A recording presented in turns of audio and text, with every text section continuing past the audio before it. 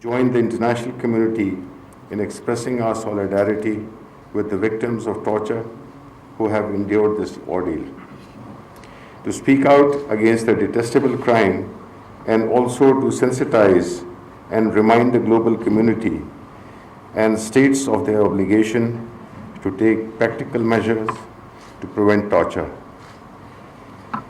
Human history is replete with wars and conflicts during which torture has been employed as a weapon to degrade, humiliate, instill fear, and subjugate people.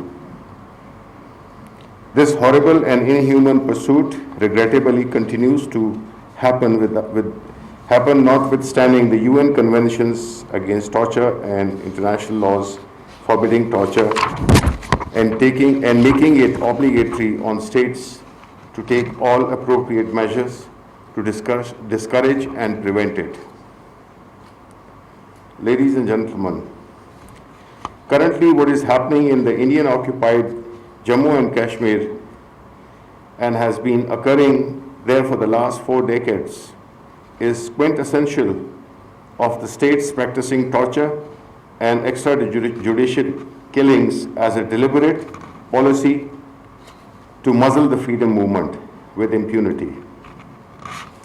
The government of Pakistan feels that while showing solidarity with the international community in expressing support for the victims of torture, it was also an appropriate occasion to stir the conscience of the global fraternity and sensitize it about the miseries and sufferings of the people of the Indian-occupied Kashmir by exposing the horrendous and heart-rending activities of the Indian security forces since 1990, which continue unabated even today with greater intensity.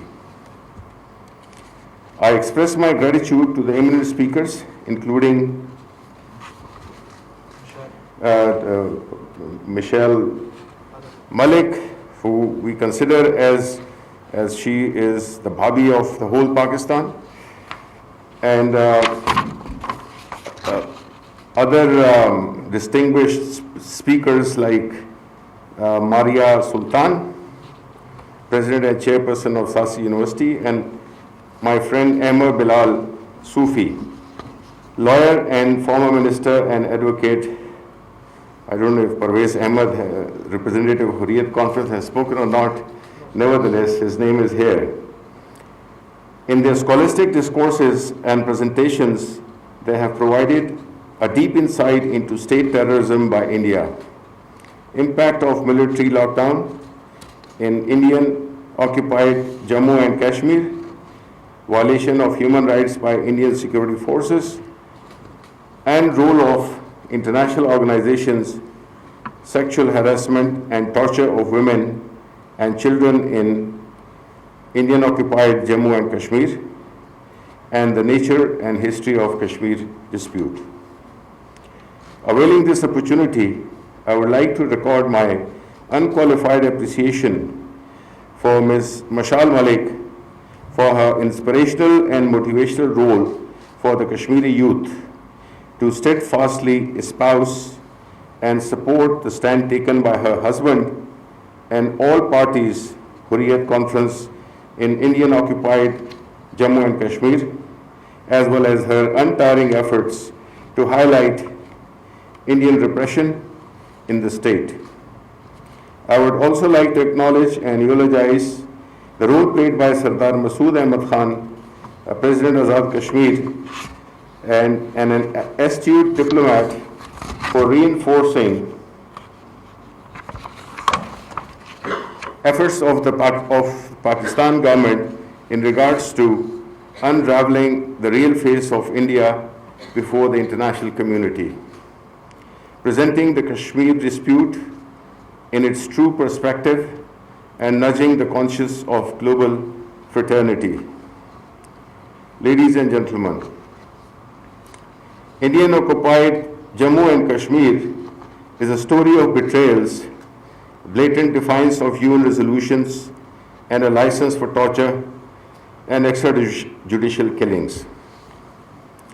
The Indian security forces under the cover of Armed Forces Special Powers Act, in force in Indian-occupied Jammu and Kashmir since 1990 have killed more than 100,000 Kashmiris, besides being responsible for 7139 custodial deaths, arresting 159,450 civilians, destroying 109,462 structures, widowing,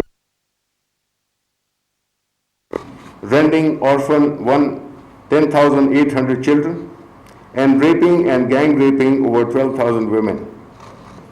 Amnesty International and human rights organizations have been regularly compiling reports on such incidents and the blatant abuse of human rights, lending credibility to inhuman indiscretions of the Indian security forces.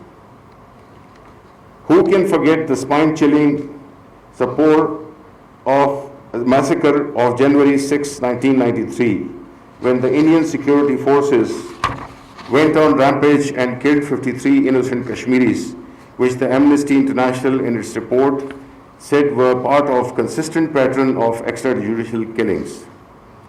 The latest and the second most horrible manifestation of extrajudicial killings by the Indian security forces is the martyrdom of 13 people in separate incidents in a single day on 2nd June 2020.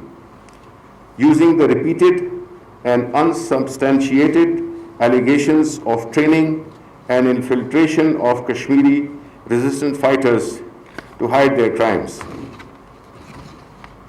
The situation in Indian-occupied Jammu and Kashmir has become extremely precarious after the repeal of Articles 370, which ended special status of state, followed by its annexation through promulgation of the Jammu and Kashmir Reorganization Act 2019.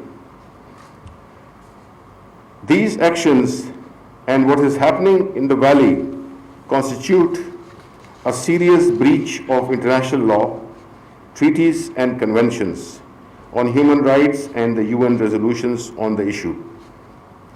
The people of Indian-occupied Jammu Kashmir, under siege since 5th of August, and the advent of coronavirus has enormously added to their woes.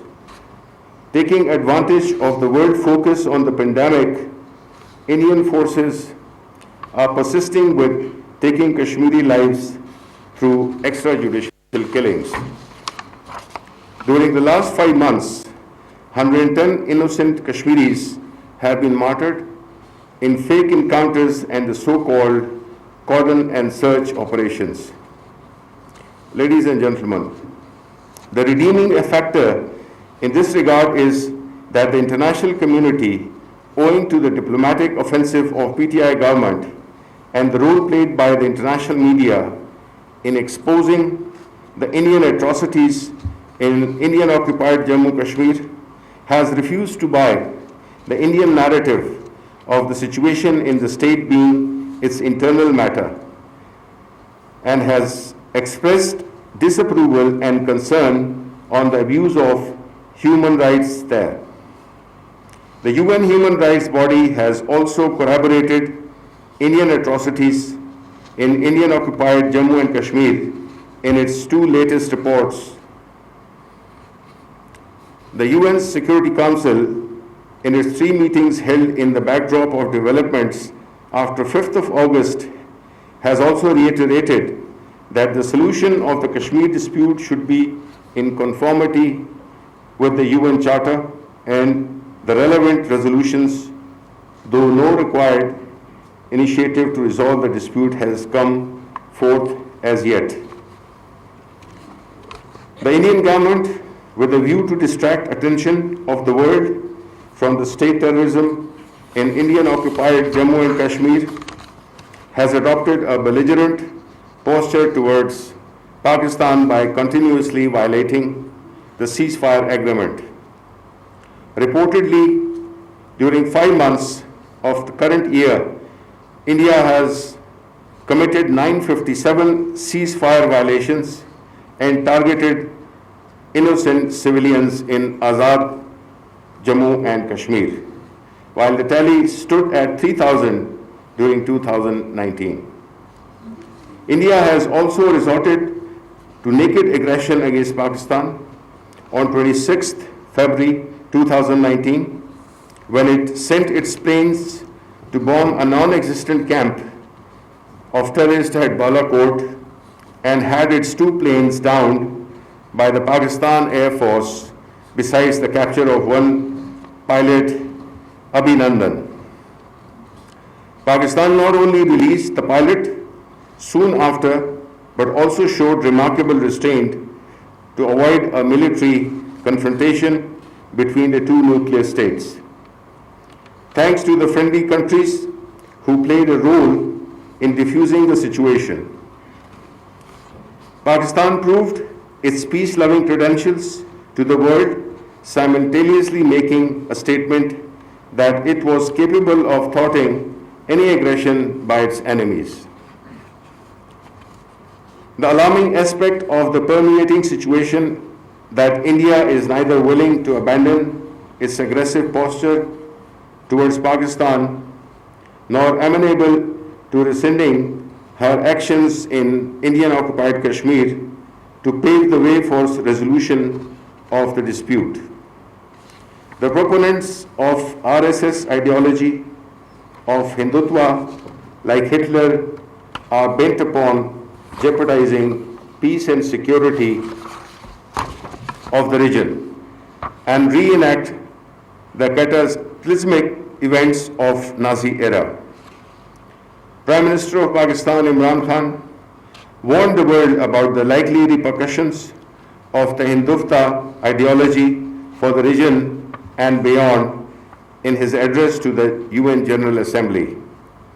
Lately, he has also been hinting at the possibility of yet another false flag operation against Pakistan amidst Indian allegations of infiltration aimed at misleading the world and finding an excuse for the apprehended action.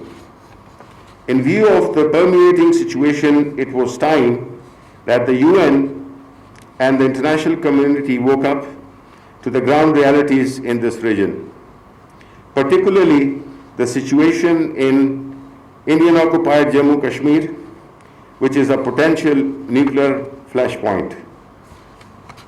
India must also understand that any aggression against Pakistan will be given a matching response, as was done on 26 February 2019.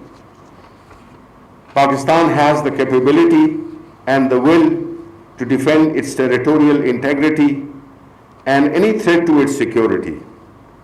However, it does not want military confrontation with her and desires peaceful settlement of all disputes between the 2 countries, including Kashmir,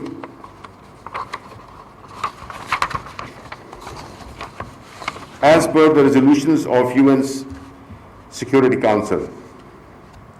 Freedom movements cannot be subdued through barrel of the gun and brutalization of the population.